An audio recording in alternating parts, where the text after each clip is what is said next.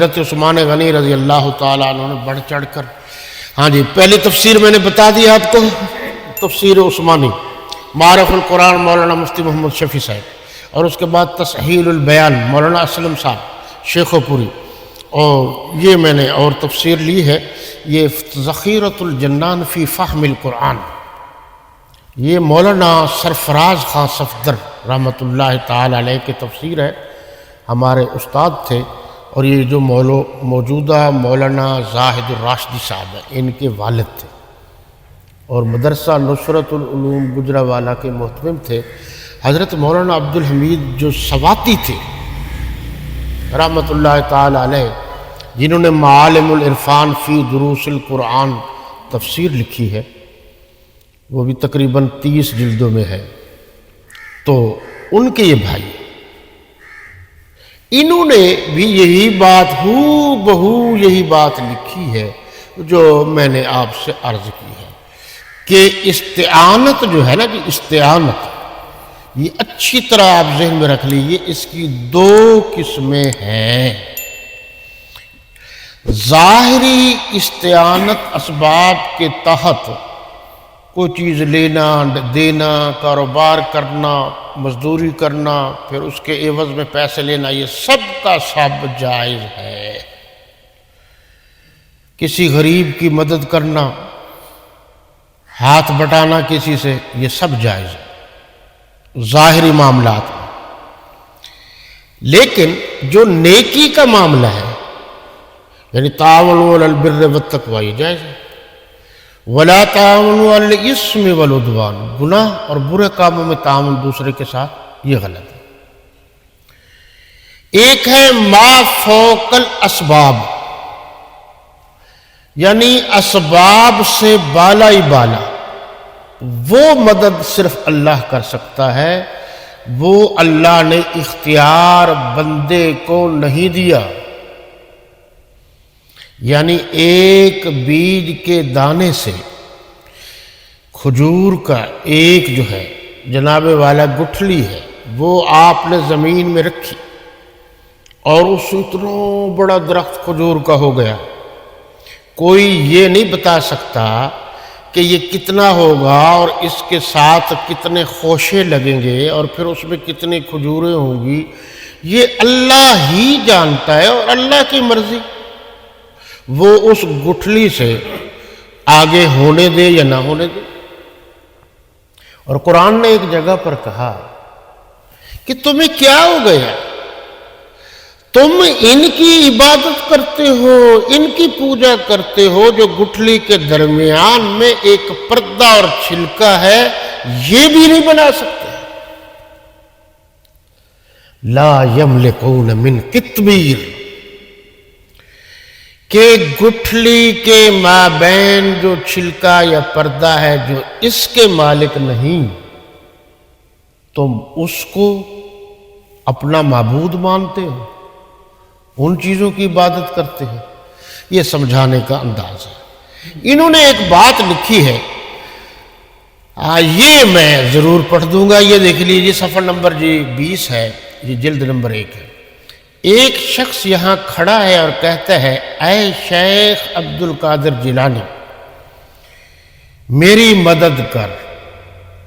یہ ما فوق الاسباب استعانت ہے۔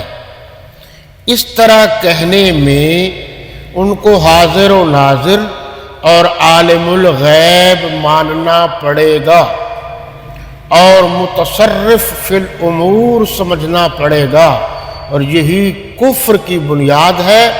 تمام فقہاء کرام کا اس مسئلے پر اتفاق ہے، یعنی اس نے حوالہ دیا شامی، عالمگیری، البحر الرائق، بزازیہ، کہ جو شخص یہ عقیدہ رکھے کہ مشائخ کرام کی ارواح حاضر ہیں اور ہمارے حالات کو جانتی ہے، وہ پکا کافر ہے۔ یہ توحید کا مسئلہ ہے۔ یہ دیکھیے، یہ مولانا نے لکھی ہے، علامہ سرفراز خان صفدر رحمۃ اللہ تعالی علیہ نے یہ کتاب۔ مولانا غلام اللہ خان رحمۃ اللہ تعالی علیہ نے بھی لکھی ہے جواہر القرآن میں۔ ان ساری چیزوں کا خلاصہ میں نے آپ کو بتا دیا کہ ما فوق الاسباب، وہ مدد صرف اللہ سے مانگنی چاہیے، اور ما تحت الاسباب کی اجازت اللہ رسول کی طرف سے ہے۔ آگے ہے یہ لفظ اہدنا الصراط المستقیم۔ اب وہ دعا کر رہا ہے، پہلے اللہ کی تعریف کی ہے، اس لیے کہا گیا ہے نا کہ جب آپ اللہ سے دعا کریں عبادت کے بعد تو پہلے درود شریف پڑھیں۔ آپ کبھی غور کریں کہ درود شریف میں کیا ہے؟ اللہم صلی علی، اللہم، اے پروردگار آپ درود دیجیے۔ وہ خود نہیں، وہ درخواست کر رہا ہے اللہ سے۔ اب اللہ خوش، اور اللہ بہت خوش ہوتے ہیں جب اللہ کے نبی کی تعریف کی جاتی ہے، تو پھر اللہ سے مانگا جاتا ہے، تو اللہ پھر عطا ہی عطا کرتے ہیں۔ اہدنا الصراط المستقیم، ہم کو سیدھے رستے پر چلا، یعنی اے اللہ، اے باری تعالی، ہمیں سیدھے راستے پر چلا۔ سیدھا راستہ کون سا ہے؟ اب یہ بھی قابل غور بات ہے کہ سیدھا راستہ کون سا ہے، کیونکہ اس دور میں تو ہر آدمی کہتا ہے کہ میں سیدھے راستے پر ہوں۔ آگے قرآن نے خود تشریح کر دی، صراط الذین انعمت علیہم، اے میرے اللہ اس راستے پر چلانا جس پر تو نے انعامات کیے ہیں، یعنی تو نے مہربانیاں کی ہیں، جن پر تیری رحمتوں کا نزول ہوتا ہے، ان پر۔ وہ راستے کیا ہے جی؟ انعام والے، اور وہ انعام یافتہ لوگ کون ہیں؟ قرآن نے کہا اولئک انعم اللہ من النبیین والصدیقین والشہداء والصالحین، وہ لوگ جن پر اللہ کا خصوصی انعام ہے۔ سب سے پہلے وہ انبیاء ہیں، اللہ کے مقرب ترین بندے، انبیاء کے بعد صدیقین ہیں۔ اور یاد رہے کہ ہر نبی صدیق پہلے ہوتا ہے، نبی بعد میں ہوتا ہے، کیونکہ صدیق کا معنی سچا ہے، سچا ہوگا تو نبی بنے گا۔ تو اس سے پتہ چلا سارے انبیاء سچے ہیں۔ علیحدہ جو لفظ استعمال کیا وہ یہ ہے کہ انبیاء کرام کے بعد، ایک تو مفسرین نے یہ بات لکھی ہے کہ صدیقین کا اتنا بڑا مرتبہ ہے اور مقام ہے کہ اللہ نے انبیاء کے بعد ان کا ذکر کیا، اور مفسرین نے لکھا ہے کہ اس سے یہ بھی مراد ہے کہ حضرت صدیق اکبر رضی اللہ عنہ کا مقام، مرتبہ اور شان نبیوں کے بعد باقی ساری کائنات میں سب سے پہلے نمبر پر ہے۔ اس لیے انبیاء کے بعد لفظ صدیقین سے حضرت صدیق اکبر کی خلافت بھی ثابت ہوتی ہے، امامت بھی ثابت ہوتی ہے، مقام بھی ثابت ہوتا ہے، رتبہ بھی ثابت ہوتا ہے، شان بھی ثابت ہوتا ہے۔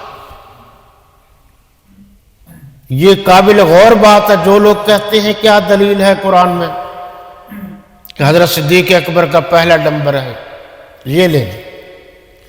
اچھا، اب یہ جمع کا لفظ قرآن نے کیوں استعمال کیا؟ آپ سب جانتے ہیں کہ تمام صحابہ کرام صدیق ہیں، سچے، سب صحابہ سچے ہیں، لیکن صدیق اکبر تمام صحابہ کے سردار ہیں، اس لیے وہ صدیق اکبر ہے رضی اللہ تعالی۔ اور پھر جو کلاس ہے طلباء کی، یعنی صحابہ کرام کی، جو حضور صلی اللہ علیہ وسلم سے براہ راست تعلیم حاصل کرتے تھے، ان طلباء میں جو نگران ہے، جو مانیٹر ہے، کہ اگر کبھی استاد نہ ہو تو مانیٹر کلاس کو سنبھالتا ہے، تو یہی تو بات سمجھنے کی ہے کہ اللہ نے نظام ایسا بنایا کہ جب میرے نبی نہیں ہوں گے تو پیچھے امت مسلمہ کو سنبھالنے والا صدیق اکبر ہوگا، تو مانیٹر ہے یہ۔ اور ایک بات اور بھی سمجھ میں آتی، اور وہ یہ ہے کہ کسی شاگرد کی قابلیت جب ہوتی ہے اس کا تعلق استاد سے ہوتا ہے۔ ہمارے ہاں تو نہیں ہے، یورپین ممالک میں یہ ہے کہ سب سے زیادہ تنخواہ اور اہمیت بھی اس ٹیچر کی ہوتی ہے جو قاعدہ پڑھاتا ہے۔